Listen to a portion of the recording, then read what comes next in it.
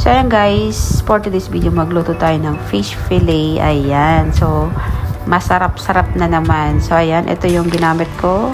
Yung white fish. Ayan. So, tanggalin muna natin dun sa plastic. Ayan, 3 piraso ang ginamit ko. So, kukuha tayo ng gunting at tanggalin natin yung plastic niya. Nakasupot kasi nung isa-isa, kaya ganyan. So, kailangan tanggalin natin. So, ugasan muna natin siya ulit. Pero malinis na yung isda na yan, pero ugasan pa natin.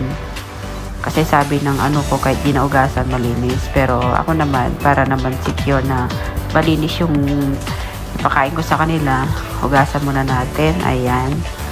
So, ugas-ugas. So, ayan. So, 3 piraso. So, kuha tayo ng kutsilyo. Ayan. So, i-slice natin siya ng pahaba. So, nasa inyo na rin kung ayaw nyong i-slice, pwede rin. So, ito ginawa ko para mas mabilis siyang maiprito. Ayan. So, i-slice lang siya ng pahaba. Ayan, diba? Dali-dali lang yan. Slice lang. Nasa inyo na kung paano yung style ng pag-i-slice. So, manood hanggang matapos para alam nyo gawin nyo. Ayan, ganito na siya. O, diba? So, lagyan na natin sa plate. Ayan. So, maglagay na tayo ng salt. Ayan, mimix natin. And then, kuha tayo ng black pepper para lalong masarap. Ayan, mix. So, marinated muna natin siya ng kahit 10 minutes para masipsip yung lasa. So, ayan guys, naglagay tayo ng 3 tablespoon ng cornstarch and then 1 itlog. Ayan. So, pag halo-haluin natin, so ganito na lang ginawa ko para mas mabilis. So, ayan, mix muna natin yung cornstarch. Cornstarch yung ginawa ko para mas crispy yung isda. So, ganito yan lang. Ayan. So, ganito na lang. Para mabilis, so, lagyan na natin yung itlog. Ayan, i-mix natin mabuti. So, wala akong gloves, so kamay na lang ginamit ko kasi malinis naman ang aking kamay. Ayan, ganyan. Ganyan lang.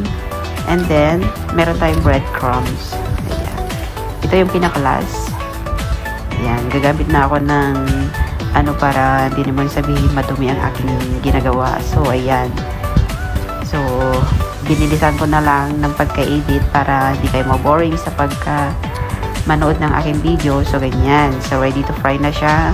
So, magpainit tayo ng mantika. Ayan, lagay na natin isa-isa. So, ilagay ko na lahat para isahan yung pagluluto. Sayang din naman yung may space. Ang kagandaan nito na slice siya na maliliit, may lagay lahat. So, ayan, ilutuin natin hanggang mag-golden brown. So, check natin. So, hindi pa siya gaanong mag-brown. Ayan. So, mag-golden brown. So, ganyan. So, medyo okay na siya. Ayan, nagmaganda na ng color. So, anuin pa natin ng crispy para lalong masarap. So, ganyan. O, diba? So, pwede na natin i-transfer sa plate. Ayan. So, pa-crispy natin pa konti. Ayan. So, transfer na natin. So, kumuha ako ng tissue para maano yung oil. Ayan. So, ganyan lang. Ilagay lang sa plate. Nasa inyo na kung gaano ka-arrange. Pero sa akin, binilisan ko na kasi mag-pick up ako ng bata. O, diba? Ganyan siya. So, ayan guys. Thank you for watching. See you on next video. Bye-bye!